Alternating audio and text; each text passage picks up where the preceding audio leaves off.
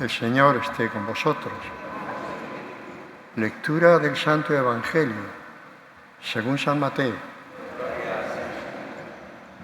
Después de la multiplicación de los panes, Jesús mandó a los discípulos que subieran a la barca y pasaran antes que él a la otra orilla del lago, mientras él despedía a la gente.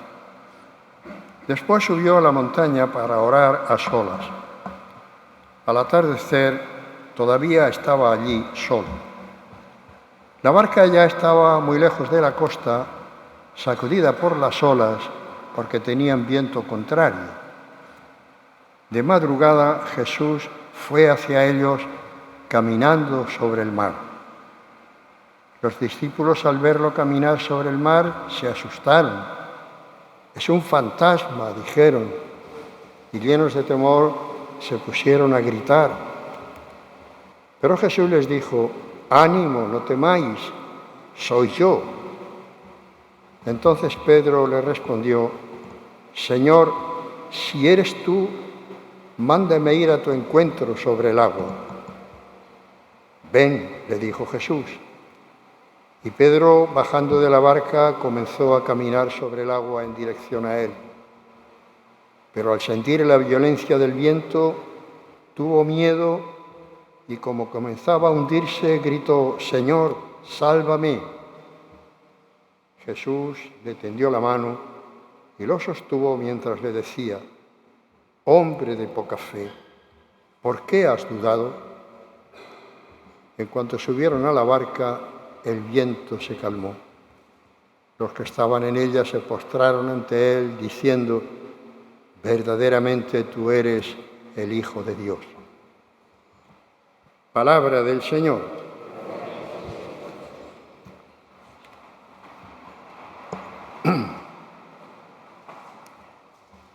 Ayer estuve buscando un vídeo de YouTube que había visto ya hacía tiempo y lo encontré. Es el ejercicio de un mago que en el río Támesis, en Londres, caminaba sobre las aguas. Inspirado en este acontecimiento de la vida de Jesús, el hombre quiso hacer una cosa extraordinariamente llamativa y no sabemos el truco que empleó, pero el hecho es que en el vídeo se le ve caminando sobre las aguas del Támesis. Un ejercicio de un mago muy bien hecho. Y yo me preguntaba, ¿entonces Jesús hizo lo mismo? ¿Jesús de Nazaret era también un mago en su momento que hizo un juego de magia y se puso a caminar sobre las aguas? La verdad es que Jesús de Nazaret no es precisamente un mago. Las obras que hacía no eran obras de magia, eran obras de poder. Así lo entendieron los discípulos, el mismísimo Herodes entendió que en él estaban actuando los poderes, era Dios el que actuó a través de Jesús. Lo que pasa es que Jesús, a semejanza de los antiguos profetas, también utilizaba acciones proféticas. Los antiguos profetas no solo de palabra anunciaban la voluntad de Dios o los acontecimientos que iban a ocurrir, sino que nos anunciaban también con gestos, de tal manera que los conciudadanos podían entender qué es lo que estaba haciendo el profeta. Hay casos verdaderamente llamativos.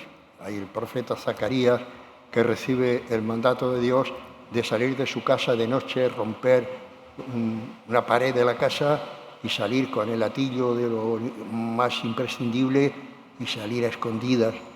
Y cuando los vecinos ven lo que está haciendo, le preguntan: «¿Pero qué significa lo que estás haciendo?». Del mismo modo que me habéis visto a mí salir a escondidas con lo puesto, vosotros, porque habéis abandonado al Dios de la vida, tendréis que huir de los enemigos que os harán salir de vuestra casa y llevaros a la cautividad. ¿Veis? El gesto de salir huyendo les está anticipando a sus paisanos lo que va a ocurrir después. En fin, hay así un montón de ejemplos en todo el Antiguo Testamento. El propio Jesús realizó de vez en cuando alguna de estas acciones proféticas. Hace unos domingos recordáis que hablábamos del Señor que también en el lago, en medio de la tempestad, está durmiendo a la popa de la barca. Y recordáis que os comentaba que los que hemos navegado sabemos que en medio de una tormenta no te quedas durmiendo, porque está el ajetreo y el jaleo que se forma que no puedes pegar un ojo. Así que el Señor no estaba durmiendo, estaba probando la fe de sus discípulos.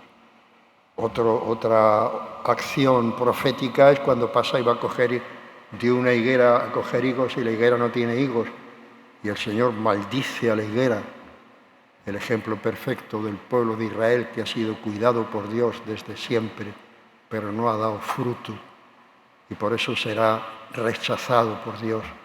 ¿Veis? Las acciones proféticas. Bueno, pues esta es exactamente una de esas acciones proféticas. Después de la multiplicación de los panes y los peces, que también es una acción profética, el Señor, habéis oído, manda a sus discípulos por delante que atraviesen el lago y Él se queda orando por la noche.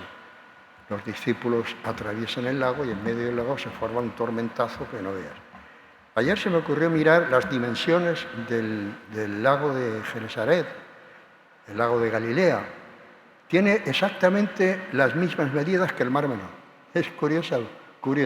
Tiene 21 kilómetros de largo por 12 de ancho, las mismas que tiene el Mar Menor.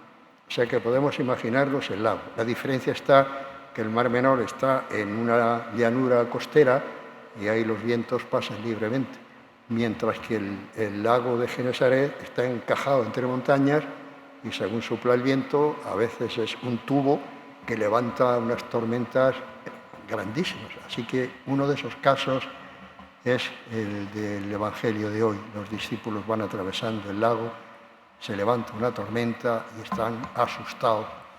Y de pronto ven una figura caminando sobre el lago. No saben quién es, lo ha dicho el propio San Mateo. Pensaban que era un fantasma y se ponen a gritar asustados, de miedo. Tiene que ser Jesús el que se acerca diciendo, no tengáis miedo, ánimo que soy yo. Bueno, si vamos repasando paso a paso todo el relato, vamos descubriendo lo que el Señor pretendía decirnos a nosotros hoy con este relato. Lo primero que nos está diciendo el Señor es que Él nos envió a anunciar el Evangelio, nos mandó, y no nos mandó engañados, os mando como ovejas en medio de lobos.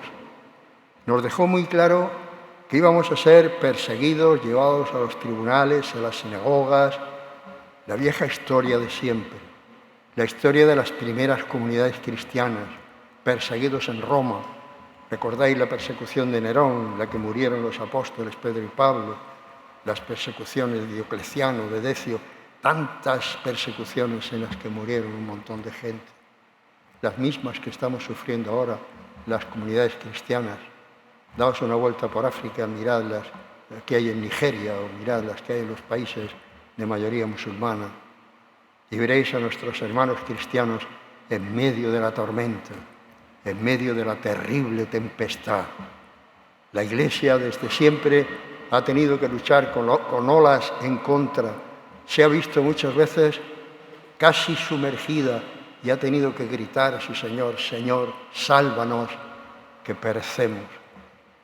Y ahí aparece el Señor Jesús, caminando sobre las aguas.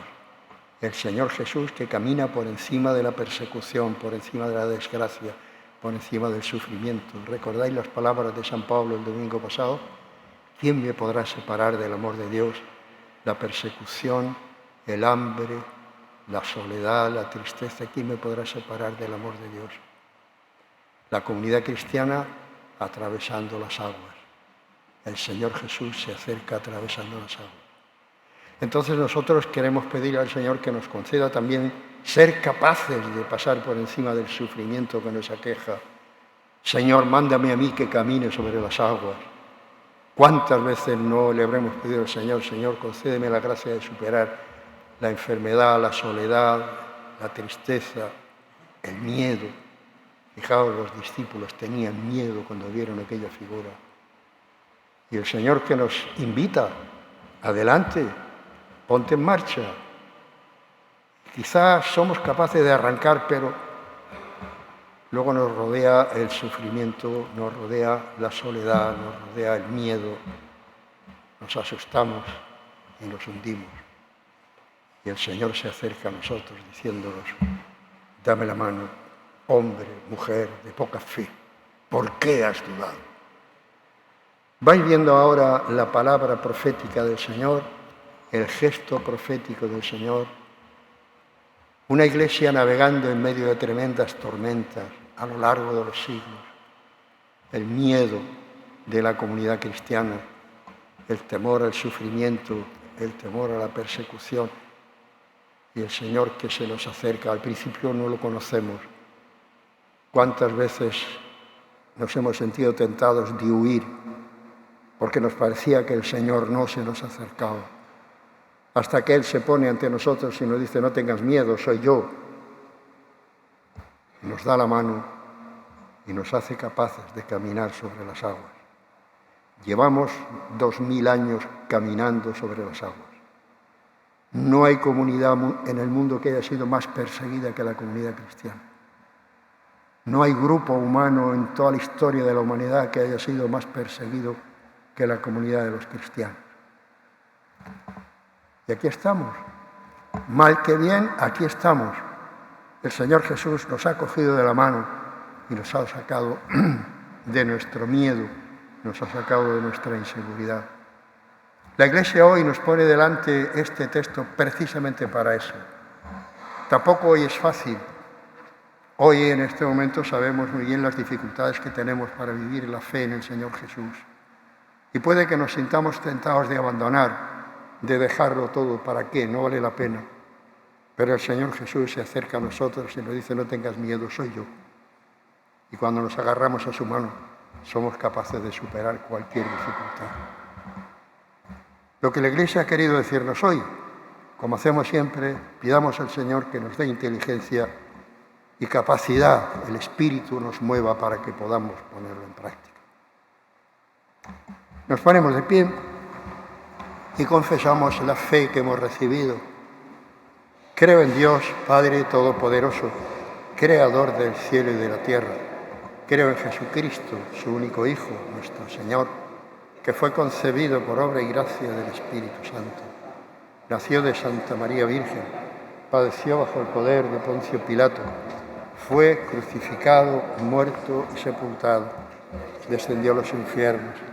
Al tercer día resucitó de entre los muertos, subió a los cielos y está sentado a la derecha de Dios, Padre Todopoderoso. Desde allí ha de venir a juzgar a vivos y muertos. Creo en el Espíritu Santo, la Santa Iglesia Católica, la comunión de los santos, el perdón de los pecados, la resurrección de la carne y la vida eterna. Amén. Presentemos al Señor las necesidades de la Iglesia y del mundo.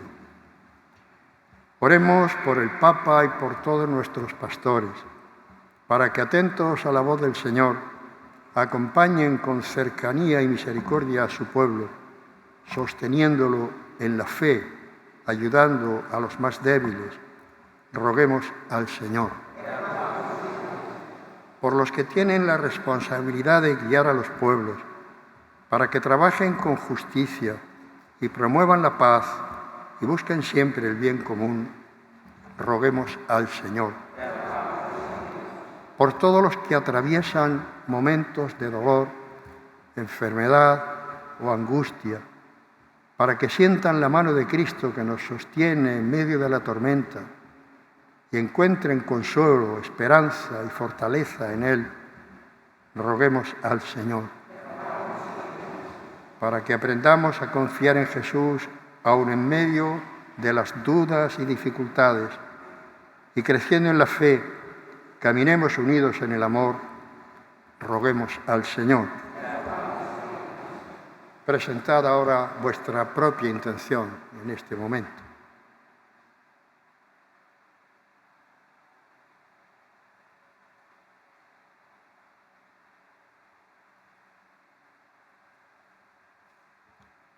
Por estas intenciones personales, roguemos al Señor. Acoge, Padre bueno, las necesidades de tu pueblo santo, para que todo sirva para nuestra salvación. Por Jesucristo, nuestro Señor.